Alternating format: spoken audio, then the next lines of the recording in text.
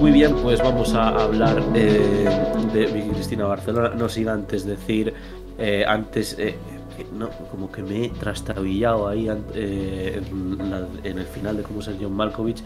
Eh, bueno, estoy grabando este programa después de pasar una de las peores noches de mi vida.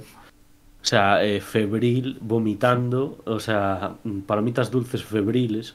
Hoy traen triángulos amorosos. Y traemos por primera vez una película de Woody Allen que es, bueno, no diría mi director favorito, pero sin duda en mi top 3 5 de directores favoritos. Vamos a hablar de Vicky Cristina Barcelona, película del año 2008, y la sinopsis dice así. Vicky, Rebecca Hall y Cristina Scarlett Johansson son dos jóvenes norteamericanas que van a Barcelona a pasar unas vacaciones de verano. Vicky es sensible, racional y tiene intención de casarse. Cristina es apasionada y busca aventuras emocionantes. En realidad no sabe muy bien lo que quiere, pero sabe perfectamente lo que no quiere. En Barcelona ambas se ven envueltas en una relación poco convencional con Juan Antonio, Javier Bardem, un conocido pintor vinculado sentimentalmente a su tempestuosa exmujer María Elena, interpretada por Penélope Cruz. Bueno, ¿qué ganó esta película? Pues en los Oscars, los Globos de Oro, los BAFTA, los Goya y en todos los que os imagináis, mejor actriz secundaria para Penélope Cruz. Yo creo que una de las, vamos, una de las cosas más incontestables que he visto yo en mi vida a nivel de, no sé si de los importantes son los SAG, ¿no? Sindicato eh, de actores no ganó el premio, estuvo simplemente nominada. Bueno, si voy a hablar al final del programa, vamos a hablar al final del programa de Nunca me abandones, que me parece una de las películas más tristes que he visto en mi vida. No te Ahora ríes, estamos... ¿no? No, no, no te ríes No. mucho. Ahora vamos a hablar de una película colorida, vívida, eh, preciosa, sensual y muy, muy, muy alegre. Y una de las más alegres, de hecho, de Woody Allen, de todas Hombre, las que ha hecho.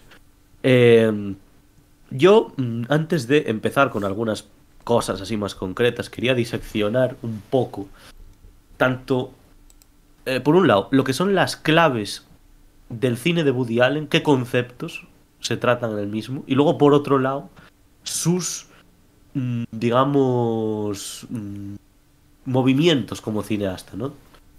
Dicho esto, las claves para entender su cine, bajo mi punto de vista, los temas, ¿no? Conceptos de los que se hablan. En primer lugar, está la infidelidad.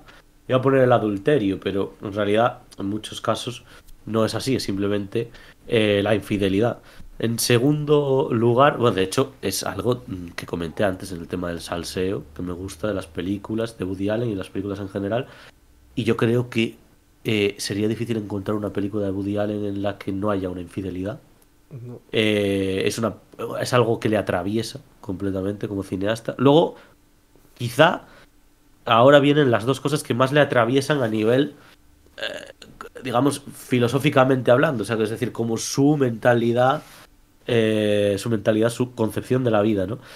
Por un lado, la inevitabilidad de la fatalidad humana, el ser humano como un ser condenado a equivocarse, y luego el sinsentido de la vida, que si en tal caso llega a tenerlo, sería hacer simplemente lo que queramos sin tener mucho los pies en la tierra y eso lo podéis ver un poco en los personajes de el protagonista de Match Point o Justin Timberlake en Wonder Wheel. Eh, sus fases estéticas como cineasta, en mi opinión, no son tres, que normalmente se dice que son tres, para mí son cuatro. En primer lugar, está la etapa del absurdo, con películas como El Dormilón o Bananas. Luego está la etapa que yo la llamaría como casi una etapa de iluminado, ¿no? De éxito película, o sea, porque vamos, era una cosa tremenda con Annie Hall, Misterioso Asesinato en Manhattan, hasta incluso llegando a montando a Harry, Bueno, y ahí se pasando ponía por, más profundo, ¿no? claro, pasando Acaba. por delitos y faltas, otra mujer, interiores Ilícito. y demás. La tercera etapa es una primera etapa contemporánea. Es una primera etapa, para mí tiene dos etapas contemporáneas. La primera es en la que bebe directamente de su anterior, su su anterior movimiento en el que el drama y la inevitabilidad de la tragedia crece, ¿no? Y que es una etapa que le acaba de conectar automáticamente con Europa, ¿no? Match Point, Británica, Midnight in Paris en París, esta Vicky Cristina Barcelona en Barcelona y en Oviedo, y demás. Y luego lo que yo considero que es una segunda etapa contemporánea, lo es por su cambio estético de fotografía. Es decir, Woody Allen cambia a estos directores de fotografía como Aguirre Sarrobe, del que os hablamos en el programa de cine español, y se va con, vamos, es que es una eminencia, o sea, es que es uno de los mejores directores de fotografía de la historia del cine, Vittorio Storaro. Entonces, con Vittorio Storaro yo creo que lo que trata de hacer es acercarse más a un cine actual a nivel visual, que incluso a veces tiene unas posiciones de planos que nos podrían recordar tranquilamente y sin ningún problema a estos directores de fotografía que usa Malik o que usa o el Chivo Lubezki, ¿no? Que es el director de fotografía del Renacido y demás, por cómo coloca los planos eh, en los que hay una conversación, ¿no? Yo creo que eso sería un poco un resumen de lo que es Woody Allen, tanto como cineasta en su contenido como sus etapas, ¿no? Eh, a mí me parece que, al contrario de lo que piensa mucha gente, que muchas de las mejores películas de Woody Allen se encuentran en esta tercera y cuarta etapa. Eh, y hablo de Match Point, de Medianoche en París y quizá, quizá estén un pelín por debajo de cosas como Blue Jasmine, o Irrational Man, Café Society, en mi opinión. Eh, ¿Y Pues dónde lo digo pones a porque Vicky Cristina Barcelona, que es la que Vicky, es? Vicky Cristina Barcelona una debilidad absoluta por mi parte, porque en un topic de Film Affinity se encuentra como una de las películas más odiadas Mm. de la historia del cine. Eh, y hay alguna crítica por ahí de algún periodista, ¿no? Crítico de cine, de prensa, que hablaba de la película como una película mucho más compleja de lo que parece. Y yo es que ahí estoy de acuerdo y lo extrapolo a la mayoría de películas de este corte, ¿no? De estancia europea de Woody Allen, ¿no? Eh, a Roma con amor también es odiadísima y me parece que tiene cosas maravillosas, ¿no? Y, y pienso realmente que Vicky Cristina Barcelona es una película, en ese aspecto que mencionaba al principio de vívida, colorida, alegre, única. Mm. O sea, no hay películas como Vicky Cristina Barcelona. Aunque es peor, y creo que hay cosas en las que funcionan menos, no hay películas como Día de Lluvia en Nueva York. No Mm. las hay. Y eso, Hombre, en un Es que, sentido, ¿no? la Interés efervescencia del cinematográfico. reparto. En esta Claro, que dices claro. tú, de día, Elle Fanning es la que sale, ¿no? Yo Y Timothée fíjate que es Chalamet. una película que no me acuerdo demasiado, pero de Elle Fanning en esa película, casi digo, si es que es la actuación de esa actriz que más me ha gustado nunca. Y en esta película, Rebecca Hall es una de las actuaciones que más me han gustado que he visto nunca. De un personaje, sobre todo, ese personaje que contrapone al personaje más eh, joder, ¿cómo decirlo? Como más débil a cualquier impulso y luego como ella enseguida también es débil a ellos. Como dice, no quiero que me beses, pero poniendo los labios para que la beses. Me gusta muchísimo. Yo también había hecho la observación de que este igual era una de las películas de Woody Allen de comedia que es menos, que me provoca menos risas, pero me parece más divertida y también de las que me parece más romántica, porque me parece que muchas de sus películas románticas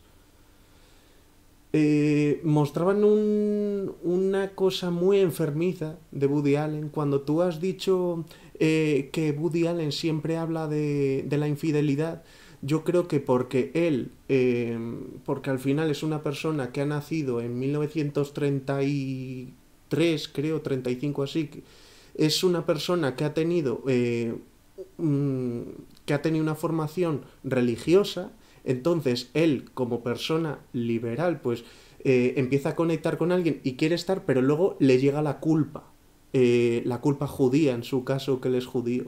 Y es por lo que al final habla de la infidelidad, porque de alguna forma se acuerda del tiempo que ha estado con las mariposas y de que ha dejado atrás un cadáver. Y es una clave en este tipo de películas. Yo también considero que esta película de Woody Allen es de las que mejor puede estar del siglo XXI y dentro del siglo de la carrera total yo también considero que es una de las mejores que ha hecho con varias de las que tú has nombrado antes. Bueno, a mí no es que sea de mis favoritas Vicky Cristina Barcelona, pero tiene lo que tiene su cine. Es decir, yo creo que hace fácil lo difícil.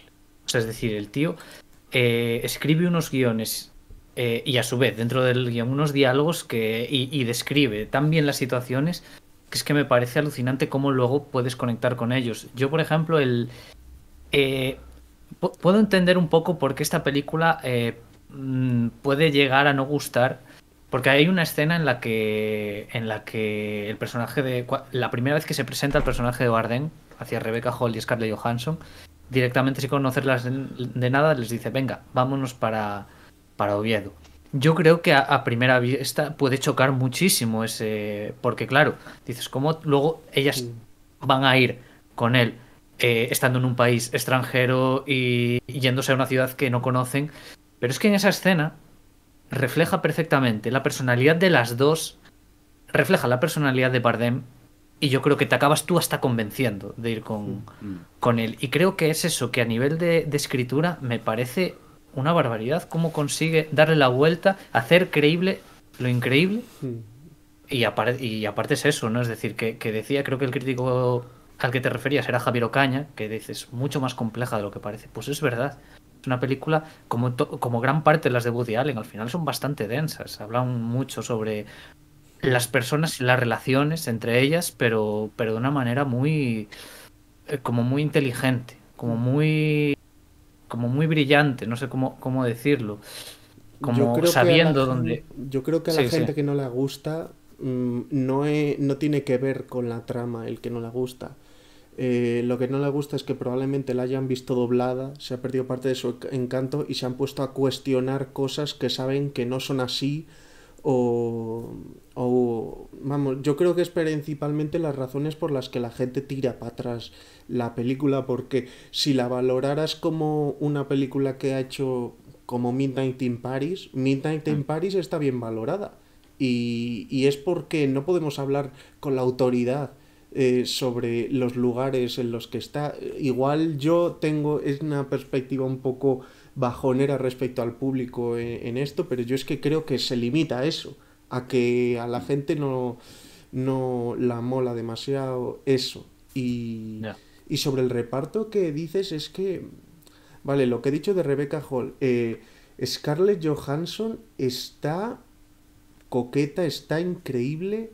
Y hay que considerar, a ver, Javier Bardem tiene 15, 20 años más que ellas, pero está tan animal, está tan seductor que es que seduce a todo el mundo. O sea, seduce al espectador también con esa animalidad que tienen en ese tramo de película. O sea, es fantástico además ver cómo.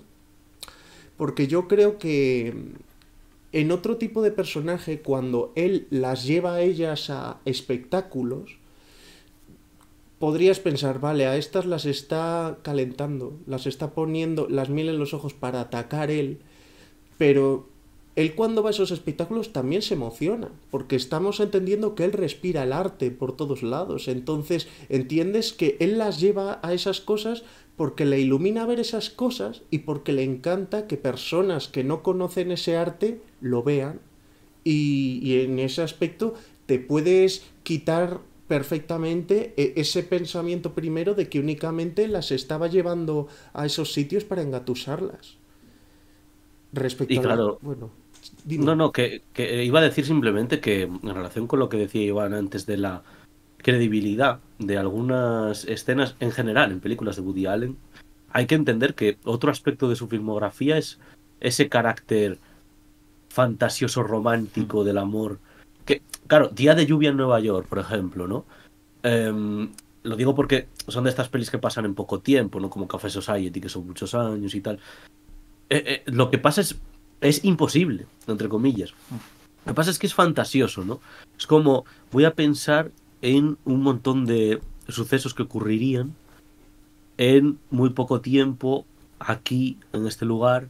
Luego también, claro, Woody Allen es muy... Se nota que es un director que se adapta mucho a las situaciones, ¿no? Es decir, vale, sé que estoy grabando esto, no lo estoy grabando en Polonia, lo estoy grabando en España. Y si lo estoy grabando en Nueva York, sé que es Nueva York y no otro sitio. Entonces, yo creo que a él le gusta mucho España, San Sebastián sobre todo, estos lugares cálidos, románticos y demás. Y claro, ahí entra ese componente fantasioso. eh, y creo que alguien que se pone muy sesudo, se ponga muy sesudo con esto es imposible, ¿no? Esto es increíble. Creo que habría también que avisarle de que y porque si no se lo va a encontrar en las siguientes películas que vea de Woody Allen, que eso es así, ¿no? Recuerdo incluso cuando mete cosas de ciencia ficción como en El Dormilón o en La Rosa Púrpura del Cairo, y que La Rosa Púrpura del Cairo más que de ciencia ficción es fantasía, ¿no? Entonces, claro, ese componente así fantasioso de vivir como un sueño, ¿no? Medianoche en París, encontrarte con los autores de tu vida. Claro. La cosa es que ahí la fantasía está más, Es más dentro de evidente, la claro. película, es más evidente que en Vicky Cristina Barcelona, pero igualmente creo que pocas cosas a nivel negativo puedes decir de esta película en ese sentido. Me gusta mucho también como, porque a ver, estamos hablando de triángulos amorosos, realmente hay dos triángulos amorosos, ¿no? Que se van intercambiando entre sí. Están Rebecca Hall, Scarlett Johansson y Javier Bardem. Entra en escena Penélope Cruz, sale, creo que era Rebecca Hall. Sí. Luego me parece que sale Scarlett Johansson y entra Rebecca Hall. Entonces, creo que también cómo desarrolla cada trama de una forma tan orgánica y repito, también a través de los diálogos que tiene, el ingenio, ¿no? De las situaciones. La banda sonora, Oscar, por ejemplo, ya nos estaba comentando antes el tema de la música de la película, es que te enamoras de la música Claro. que sale. Es reconocible porque nosotros somos españoles, pero que queda muy bien Claro. dentro de... Por ejemplo, para el romance de Bardem y Rebecca Hall usan Entre dos aguas de Paco de Lucía. Entonces, claro, nosotros lo hemos oído 50 millones de veces. Entiendo que un americano lo ve y flipa. Pues como cuando estos profesores de música en YouTube reaccionan a Camilo Sesto o Nino Bravo, una cosa así, que encuentran a unos artistas que eran hipervirgueros y lo flipan en colores y vamos, no puede sonar mejor. De hecho, aquí en España hasta sonaría un poco más manido porque quien quiera que no, pues lo puede haber escuchado en alguna otra. Yo también me quedo en esta película, por ejemplo, en la manía que tienen los americanos en considerar que todos los españoles tenemos nombres compuestos, porque da a todos Ana María, creo que... María Elena. Sí, María Elena y Bardem, no sé cómo se llama, pero también es compuesto. Juan Antonio. Juan Antonio. Y luego sobre el marido de Vicky en la película, que ese pensamiento que tiene de que en Europa todo es como más liberal que en Estados Unidos. Y él dice... yo no te digo nada, ¿eh? Que digo que si no dijeras nada no tendrías que mencionar ese yo no te digo nada. O sea, estás juzgando haciendo ese comentario. Y por último es el pensamiento de que Woody Allen, al igual que Almodóvar, son unas personas que como llevan toda la vida, bueno, toda una vida perteneciendo a una élite, no te pueden contar una historia del pueblo llano. Tienen que contarte la historia desde una posición económica en sus personajes grande y por eso esos personajes tienen la capacidad económica de tirarse un verano a la sopa boba, yendo de aquí para allá y sin pensar en ningún momento en el dinero, porque al igual que él son personas que han venido con la billetera llena desde toda la vida. No recuerdo yo una película de Woody Allen en el que alguno de los protagonistas fuera una persona de clase media. Y si era de Ya. clase media era en plan, eres el de clase media. Y con Almodóvar, sobre todo ya desde Volver y demás, yo creo que ya no volvió a tocar un personaje así, porque él ya no puede entender ese mundo, porque lleva tanto tiempo separado de él que no...